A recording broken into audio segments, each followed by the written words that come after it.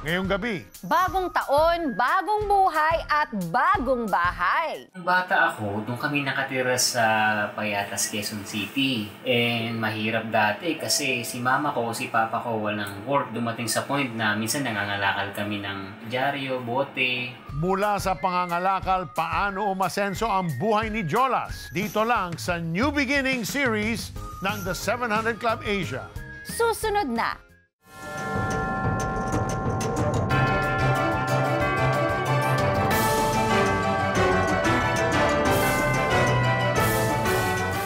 Happy New Year! Sonja, Happy New Year! Happy New Year, Brother Peter. So ngayong bagong taon, ano yung ipinapasalamat mo sa ating Panginoon? Simpleng mga bagay pero very valuable. I'm grateful for good health. I love and for my family talaga. Yun lang talaga. Thank you, Lord. Ikaw, Brother Peter. That we're all gonna be protected, stay healthy, and Lord, we want to see breakthroughs. Amen! On this year. Speaking of breakthroughs, sa una nating kwento, maraming bagay din siyang ipinapagpasalamat sa ating Panginoon. Nagkaroon siya ng asawa, bagong buhay at bagong bahay. Wow, talagang Happy New Year! Yes, pero noon, alam nyo, malungkot ang kanyang buhay. Parang puro na lamang pagsubok. Heto ang pagbabalik tanaw ni Jolas. Sa murang edad ni Jolas ay namulat na siya sa kahirapan ng buhay. Nung bata ako, doon kami nakatira sa Payatas, Quezon City. And mahirap dati kasi si mama ko, si papa ko walang work. Dumating sa point na minsan nangangalakal kami ng pwedeng makalakal, dyaryo, bote. And minsan, yun yung pinabibili namin. Dagdag pasakit sa pamilya ang pagkakaroon ng bisyo ng kanyang ama. Yung takot na pakiramdam ko, hindi ko siya tatay, malayo yung loob ko sa kanya. Dumating sa point na ayoko siyang makikita, ayokong makakasama siya, ayokong makakarinig ng kahit anong kaluskos na manggagaling sa kanya kasi nagkaroon ako ng kaba sa puso ko. Tumira si Jolas sa kanyang lola sa Cavite upang makaiwas sa gulo ng pamilya at maipagpatuloy ang kanyang pag-aaral. Dahil sa pagtitiyaga at pagsusumikap ni Jolas, ay nakapagtapos siya ng elementary at high school. Subalit, napatigil muna siya sa pag-aaral upang tulungan ang pamilya.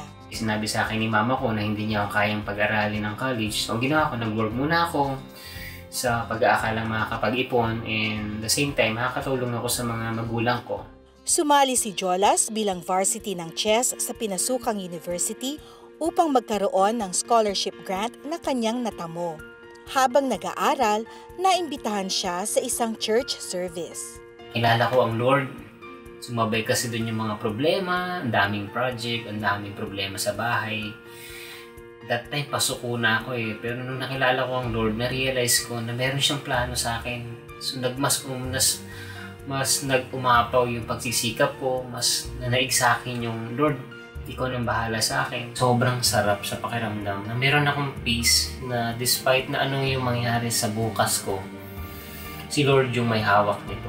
Wala akong ibang gagawin kundi gawin yung mga ipinapagawa niya, yung plano niya sa buhay ko. Nang makatapos sa kolehiyo sa kursong Civil Engineering, nabiyayaan si Jolas ng trabaho bilang Quality Control Engineer sa isang kumpanya. Nakakatuwa at nakaka-bless kasi nakakatulong na ako sa mga magulang ko.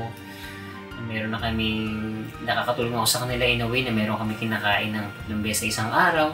Habang aktibo sa ministeryo, nakilala ni Jolas ang kanyang asawa na si Lee. Sa church ko na nakilala yung wife ko. That time, sobrang gustong-gusto ko talaga siyang ligawan kasi sobrang na-attract ako sa kanya. Hindi lang siya maganda, nakita ko kung paano siya mag-serve kay Lord. Kaya sobrang sabi ko, Lord, gusto kong mapangasawa tong tao na to.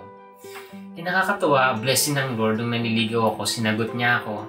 Grabe ang Lord sa buhay ko kasi unti-unti niyang pinaparamdam sa akin na kung gaano ko kamahal yung asawa ko, kung paano akong minahal ng Panginoon. And lately lang nakakatuwa kasi prayer namin kay Lord, magkaroon kami ng sariling bahay. Hindi pa doon nagtatapos ang biyayang kanyang natanggap. Nakilala din ng buong pamilya ni Jolas si Jesus at unti-unti ring nagbago ang kanyang ama. Yung dating tatay na nagbubugbog, hindi na. Yung dating tatay na parang walang pakialam sa bukas. Ngayon, siya na yung provider sa amin.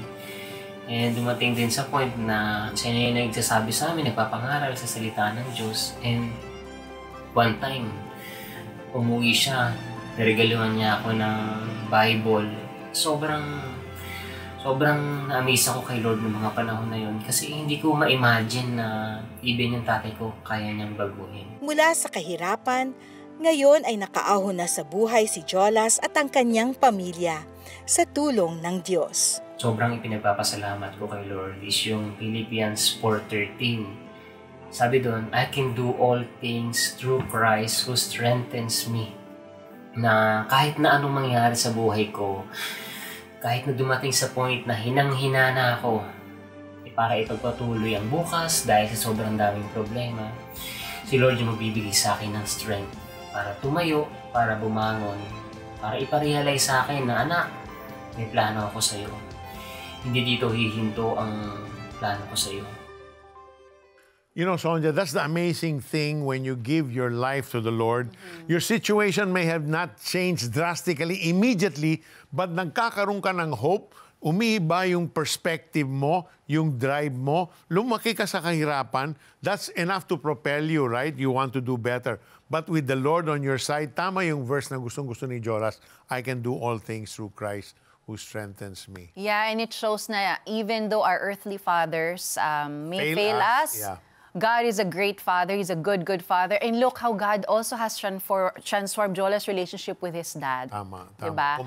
Kompleto. I wanted to say kompleto. Pwede na din, kompleto, di ba? Marami tayong matututunan sa buhay ni Jolas. Pwede nga natin ma-acronym sa pangalan niya. Letter J, just believe. Gaya ng ginawa ni Jolas, kahit malabo at madilim ang ating buhay, believe that God is in control. Galing. Sa letter O, overcomer. We are overcomers because of God. Jesus said in John 16:33, in the world you have tribulations, but take courage, I have overcome the world. At sa letrang L, love. Kahit tayo ay failure or makasalanan, minahal pa rin tayo ni Lord. Kailangan lang nating lumapit at magpakumbaba sa Kanya at tanggapin ang pagmamahal na yan. Tama. And sa letter A naman, alignment. Kung hindi ka naka-align ang buhay mo sa Panginoon, it's a complete disaster. Napakahirap. That's right. At ang dulong letra naman, letter S, it's Savior. Gaya ni Jolas, hindi natin kayang iligtas ang ating sarili. Kailangan natin ng tagapagligtas. We need a Savior and His name is Jesus. And that is so true. Apostle Paul said in 1 Timothy 1:15, Christ Jesus came into the world to save sinners from their sin, and I am the worst sinner. Like Paul and Jolas, we too have sinned against God. But thanks be to God, He came to earth to save you and to save me.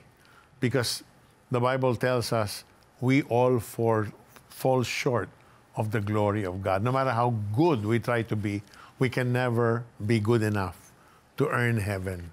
And besides, we can't earn it because Jesus already made a way for us.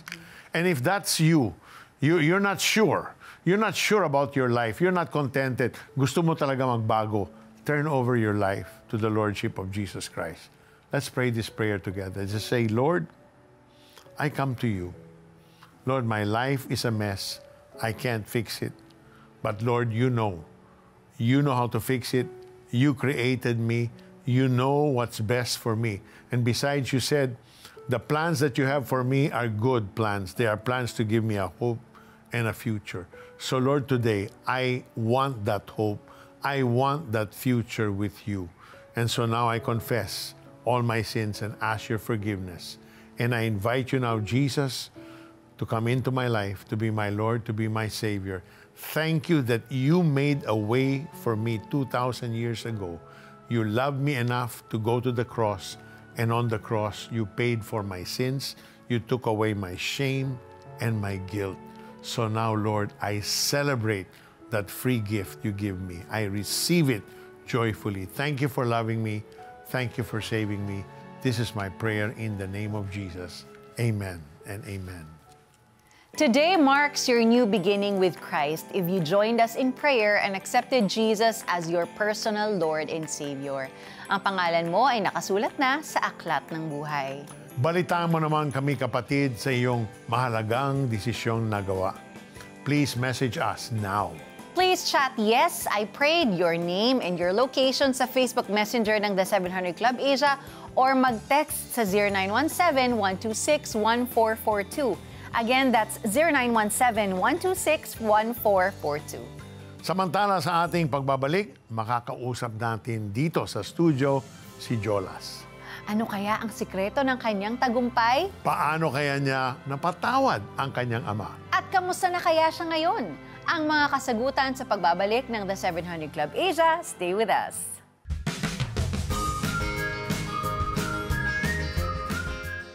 Maghari sa bahagari, magpupuri kay Jesus palagi. We help proclaim Christ and transform lives through the CBN Asia family of ministries. When you give 2,500 pesos or more, you will receive this CBN Asia 30th Anniversary Beyond Measure shirt. You also gain streaming access to Christmas, the story behind the traditions. Scan the QR code and be a CBN Asia partner today.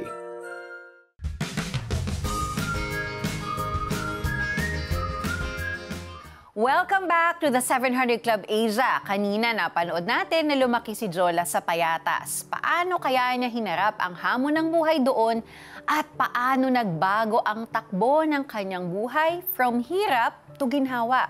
Para sagutin ang ating mga katanungan, please welcome on the 700 Club Asia, Jolas Salinas. Welcome to the show, Jolas. Welcome po. Thank Hi, you po. Jolas. Hello Welcome po. So, Jolas, gaano ba kahirap ang buhay niyo sa Payatas noon? Actually, hindi lang siya financially challenge. Sobrang hirap niya in a way na ramdam ko yung Matthew 9:36, harassed, helpless, like sheep without a shepherd. Helpless kasi hindi ko kayang baguhin yung sitwasyon ko that time. No matter what you do. No matter what, sa umaga kalakal, sa hapon igib ng tubig, tapos sa gabi tutulungan ako sasamahan ko yung lola ko para maghilot, para meron kaming pangkain sa kinabukasan. Hopeless and walang future. Hindi ko nakikita yung future that time. Sobrang labo in a way na feeling ko, yun na talaga yung kagigisnan talaga namin. Yun na talaga yung sitwasyon namin. Hindi na mababago. Alam mo, that's hard, Kung wala kang nakikitang future, there's nothing to hope for, di ba? You cannot reach out, di ba? Yeah. That's tough. That's really hopeless tough. talaga. Dumating ba sa punto, Jolas, na sinisi mo yung mga magulang mo, bakit tayo mahirap? Bakit ito yung pinagdadaanan natin? Hindi ko sila sinisi in a way na hindi ako nagreklamo sa kanila. Pero nagdamdam ako sa tatay ko. Kasi despite na sobrang hirap na namin, nagagawa niya pang magbisyo. Nagagawa niya pang malulong sa droga and uminom and makipag-away. Laging nakikipag-away yung tatay ko. Dumating nga sa point na natutulog na kami, pauwi na siya ng bahay. Natugulat ako kasi tinutungkab yung bubong namin ng kaaway niya. So gumagapang kami sa may likuran para lang hindi kami abutan ng kaaway. Ganun kahirap yung Pero never ako nagtanim sa kanila ng sama ng loob. Although, masama yung loob ko sa tatay ko dahil doon sa bisyo niya talaga. Na parang hindi natutulungan yung Yes. situation natin. So, nung lumipat kayo sa Cavite, bumuti bang iyong sitwasyon? Nung una, hindi siya bumuti. Kasi sobrang hirap pa rin. Despite na nag-iba yung sitwasyon namin, nag-iba yung environment. Yeah. Yung tatay ko hindi tumigil sa bisyo niya. And dumating sa point na naalala ko noon dati, nakatingin kami sa bintana, bawal kasi kaming lumabas. So meron mga bata pinapanood namin, pinapagulong-gulong yung saging na saba. Sa sobrang hirap namin, pinakuha sa amin ng tatay ko yun. Yun yung kinain namin. Grabe. Hindi ko makalimutan yung time na yun. Sabi ko, grabe. Pag naaalala ko siya. Yung kalam ng sikmura talaga makes you do things. I'm just curious lang, bakit bawal kayo lumabas? You Oo cannot nga. play outside. Why? Yung kasi yung kinagisnan niya sa mga kapatid niya, hindi rin sila pinapalabas ng mga tatay nila. So kami, parang ganun yung gusto niyang i-impart sa amin, na dito lang kayo sa loob ng bahay. Sisilip lang kayo dyan sa bintana, manonood, pero bawal kayong lumabas. Sa mga pagkakataon ba na gusto mo nang sumuko, sinisi mo ba si Lord, Lord, bakit naman ito yung buhay namin? Bakit naman kahirapan yung dinadanas namin? Hindi ko sinisi si Lord kasi inisip ko nung panahon na nasa payatas kami, since lahat ng mga tao doon may hirap, feeling ko normal siya. Okay. Pero marami akong tanong. Sabi ko, Lord, bakit? Hanggang bakit lang ako? Lord, bakit? Ba't ganito yung sitwasyon namin? Pero never kong sinisi ang Lord doon sa meron kami nung time na yon. Wow, so kanina sinabi mo early on, no? Wala kang nakikitang future. So, ano ang naging motivation mo para abutin ang iyong mga pangarap? Kasi you could not see anything, di ba? In the horizon. So, saan ka humugot ng motivation mo? Saan nanggaling? Ang naging matinding motivation sa akin that time is, sabi ko, gusto kong ihahon yung pamilya ko doon sa kahirapan na yon. Gusto kong tanggalin sa kanila yung mindset na kapag wala kang makain, kailangan mong mangutang. Yeah. Or hindi ka nakakain. Yeah. Pag may sakit, kailangan mo ma-ospital, walang pang pa-ospital. Kaya pinilit ko talagang pag-aralin yung sarili ko eh. Naalala ko nga noon that time, sabi ko, huling-huling sahod ko sa Jollibee. Kasi nung high school ako, nag-stop ako ng pag-aaral. So nagtrabaho ako sa Jollibee. So yung ATM ko, that time nasa nanay ko, kasi siya lagi nag-withdraw. Yung huling-huling request ko, sabi ko, pwedeng yung huling sahod ko, akin na lang.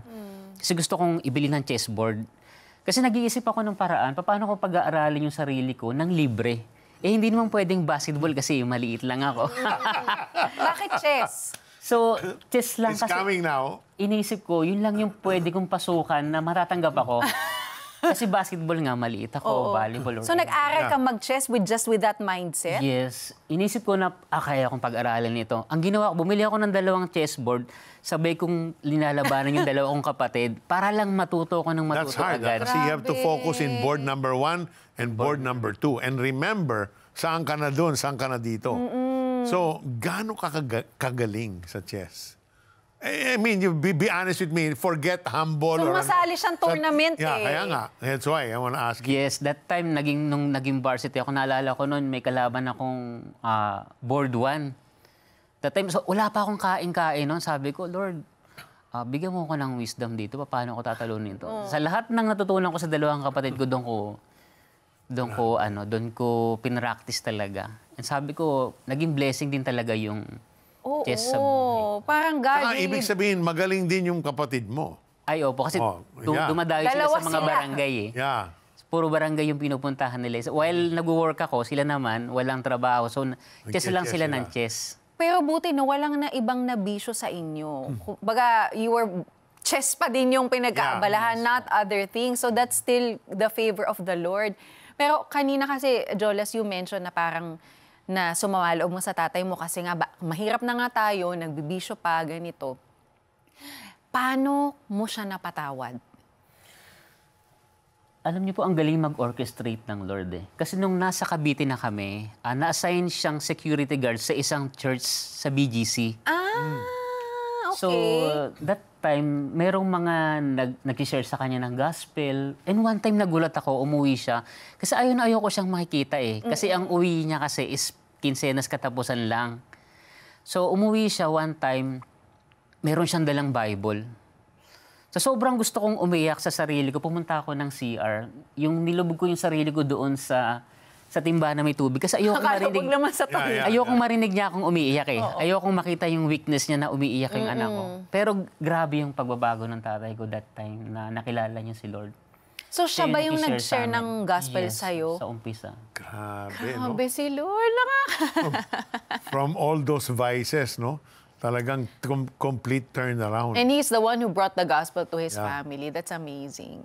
So, anong pagbabago ang nakita mo sa kanya? Yung first na spot mo na, ay talagang grabe yung nagbago na yung papa ko. Naging gentle siya sa amin. Kasi dati pag gumising kami nang inabutan kami ng araw, yung banig namin talagang Parang gugulong-gulong kami. May earthquake. Kasi tanghali na kami gumising nawala sa kanya yon. Nawala rin sa kanya yung bisyo, yung inom, naging gentle siya dun sa nanay ko. Wow. Sobra nakita namin yung pagbabago sa kanya. And sinishare niya sa amin kung ano yung sinishare sa kanya ng mga pastor doon sa BGC.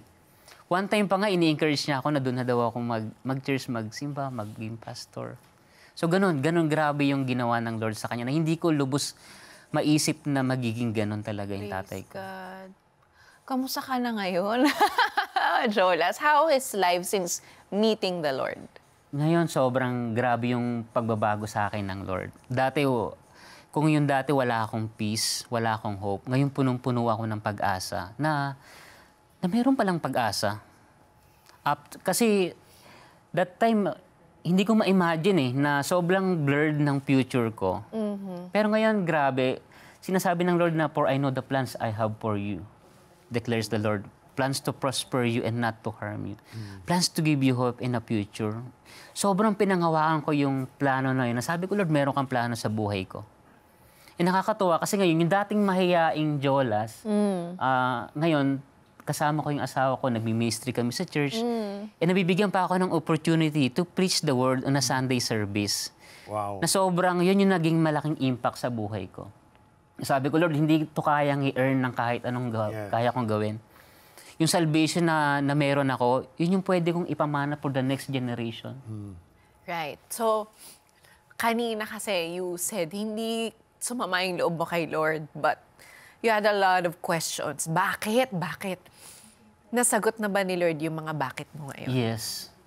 Ano yung mga bakit na nasagot niya? Yung bakit na, Lord, bakit sobrang hirap ng buhay namin noon? Lord, bakit ganito yung tatay ko? Yung mga question na yon, kaya niya pala yun i-orchestrate into a good testimony. Amen. Na in a way na, Lord, ikaw mag-glorify dito. Hindi ako. Yung story ko na pinagdadaanan ko, akala ko may tuldok na yon. Akala ko yun na yung period. Di pa pala. Lord, after pala na makilala ka, meron palang new beginnings. Na ito pala yun, yung buhay na kapag kilala mo ang Diyos, merong talagang peace. When we allow the Lord to define us, surely there is an expected end that the Lord has prepared for us. Yes. Those who depend on Him and believe on Him. So ano ang pinakamahalagang aral na natutunan mo sa buhay now? Looking back. Looking back kung ano ko dati, siguro ang pinakamahalagang natutunan ko sa buhay ko is merong hope kay Lord. Kung yung dati, sobrang blurred ng future ko, binibigyan ko ng tuldok yung sitwasyon ko that time. Sabi ko, hindi mo pala pwedeng bigyan ng tuldok yung sitwasyon mo. Once na makilala mo ang Lord, ipaparealize niya sa'yo na, anak, ito ka. Anak, ito yung gusto ko para sa'yo. Grabe. Ito yung nakalaan para sa'yo. Magtiwala ka lang sa akin. And sobrang nakaka-amaze si Lord kasi hindi sumagi sa isip ko na magiging engineering ako. Never sumagi sa isip ko na makakapag-preach ako, makakapag-share ako ng gospel. That time, nakakatuwa kasi grabe, amazing talaga si Lord. Yes, thank you, Lord. I just feel like maybe, lang kasi, I just wanna ask you, kasi there might be some young people right now watching, and they're also asking God, why is life so hard? I wanna finish school, I wanna do all these things, but Lord, I'm hopeless, and yung naghihirap talaga, and maybe they're forced to do things they don't want because of poverty. Yeah. Ano yung gusto mong sabihin sa kanila? Gusto ko lang sabihin sa inyo na kagaya ko, sobrang hirap din ng pinagdaanan ko. Walang imposible sa Panginoon. Once na magtiwala ka sa Kanya, once na ibigay mo sa Kanya yung buhay mo, once na ipagkatiwala mo sa Kanya yung plano mo, meron at merong plano ang Panginoon para sa iyo. Pagtiwala ka lang. Huwag mong bigyan ng tuldok kung ano yung sitwasyon na meron ka ngayon. Hindi diyan nagtatapos yung mensahe ng Panginoon para sa iyo. At hindi rin diyan nagtatapos yung buhay mo. At yung story na meron ka ngayon, for the next future, magagamit mo yan para ma-encourage din yung ibang next generation after mo. Amen. Thank you so much, Jolas, for sharing your story. Marami kami natutunan, madami din akong niluha, no? But may God bless you and your family more and more. Amen. Thank you. Amen. Tulad ni Jolas, meron ka bang katanungan sa buhay? Dumadaan ka ba sa matinding pagsubok? Nasa banig ka ba ng karamdaman? Kapatid, pwede kang sumangguni sa aming mga trained prayer counselors. They are here for you para ipanalangin at alalayan kayo. Ang aming hotline ay 8737-0700. Pwede rin silang makachat sa Facebook Messenger ng The 700 Club Asia. Do that right now.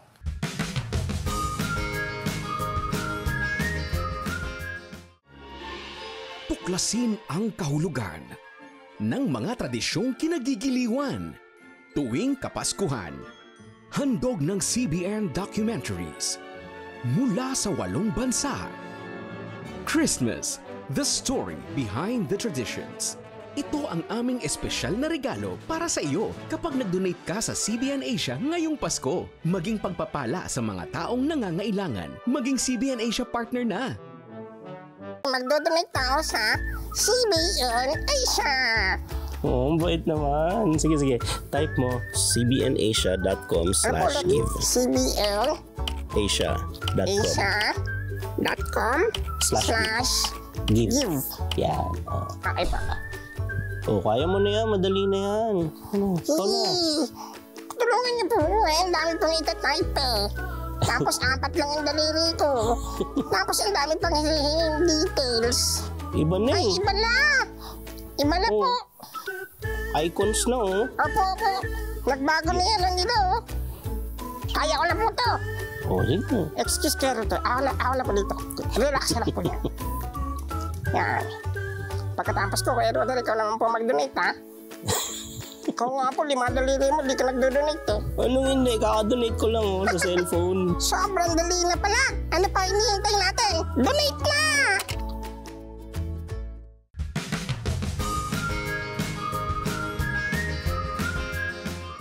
Ngayong bagong taon, bagong pag-asa ang hatid ng ating humanitarian arm, Operation Blessing.